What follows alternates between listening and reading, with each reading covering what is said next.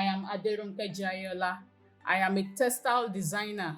I love to turn plain fabrics into beautiful work of art. I am presently the head of design team at Mimi Remi Textiles, where we create exclusive, custom-made fabrics that is majorly inspired by African patterns on carefully selected fabrics using eco-friendly ink. And I'm excited to show you how to turn your plain fabrics, your plain dresses, your plain tops, your plain wears into a beautiful work of art. And fabric painting is fun. Are you ready to have fun? I'm sure you are. Fabric painting is not just interesting, it is a technique you can master as you practice continuously. One of the basic skills you need to be able to paint is the ability to draw. And personally, I believe anybody can draw. And if you cannot draw, Google is your best friend. You can actually Google any idea you have, and you will have, a step-by-step guide on how to do it well. So before we move on, I would like us to talk about the materials we need for fabric painting. But let me just chip this in. If you cannot draw, as a bonus, I will put a link down where you can download one of my free ebooks on how to draw. So that should guide you to, on this journey of fabric painting, and it will help you to achieve your goal. So let's talk about our materials. The first one we talk about is the brush. Brushes comes in different shapes, they come in different sizes. And for best results, I recommend you buy original artist brushes like Winsor and Newton. All these brushes are Winsor and Newton brushes. And then all brushes comes in different types. Like we have the flat brush. Can you see this? These are flat brushes. They also come in different sizes. You can get like 2 different sizes. This is a size what? This is a size 3. Can you see where the size is? This is a size 3. So you can get this brush, and then you can get in as many sizes as you want. Then we have round brushes. Round brushes. Can you see? We have round brushes. They also come in different sizes. We have angular brushes. I don't have a sample of that here. We have script liner brushes. Those are really tiny, and these are for detailing. When you work, you need brushes that will detail your work for you. We also have feather brushes. We have so many types of brushes. But I will recommend you get, the flat brush, you get the round brush, and then you get the script liner brush. Once you have your flats, you have your round, you have the script liner, you're good to go with your fabric painting projects. Okay, and then I will advise that you get brushes that are original. Don't get brushes that are not professional. So I will advise you visit an art store and let them know what you want to use the art brushes for, so that they can give you original art brushes. Okay, so your flat brush is used to create brush strokes. When you work, you create brush strokes. By the time we start working, you'll be able to see how this works. So it's always beautiful creating brush strokes with our flat brushes. And you can also use it to fill in large spaces with paint. Do you understand? And then when it comes to blending, it also works well when it comes to blending. Round brushes can be used, for outlining or to stroke your work. But this your smallest brush, this script liner, is very versatile when it comes to detailing. Creating tiny details is very good for detailing. Okay, so that's all about brushes. We also need pencil. Your pencil must be sharp. You need eraser. You will need a sharpener. You will need a cutter. When we come to creating stencils for our design, you'll be able to understand this. And then we have this brush that is used for dabbing. You use it to dab in your paints.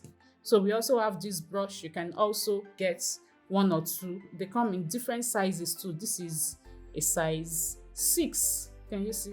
This is a size 6, so you can also get one of these. Then we have our palettes that you use to put your paint in order to get, you know, the best out of it. You use it to mix your paint before you apply it on your fabric.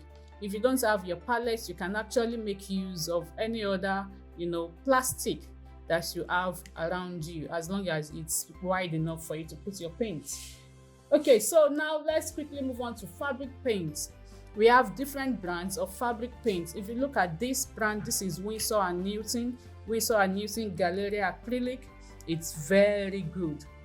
And then we have the Amsterdam. I recommend these two brands. You for your fabric painting, you use either Amsterdam or you use the Winsor & Newton. And then if you now want to take it, you know, a step further, you can get your Tulip.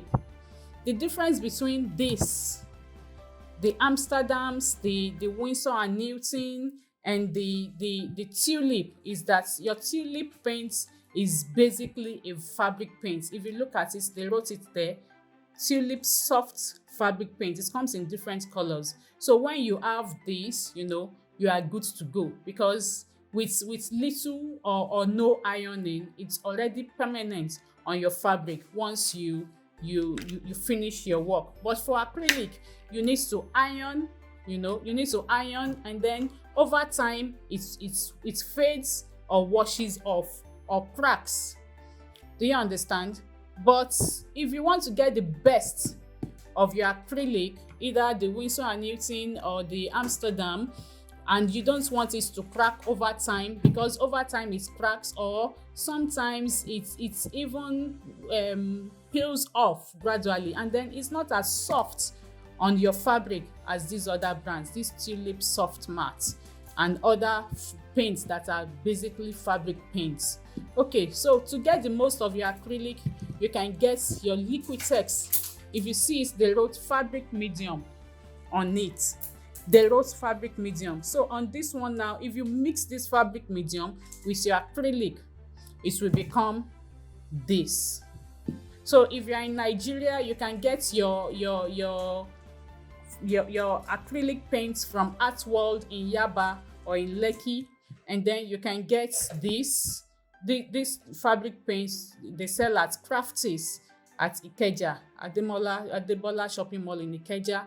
You can get there. And then this Liquitex, I got it from Amazon. I've not been able to get anyone that sells locally in Nigeria, so I got it. It's actually white, just that it's finished and I mixed another color inside. So you can get this from Amazon, Liquitex Professional Fabric Medium. So once you use it to mix your acrylic, it becomes fabric paints.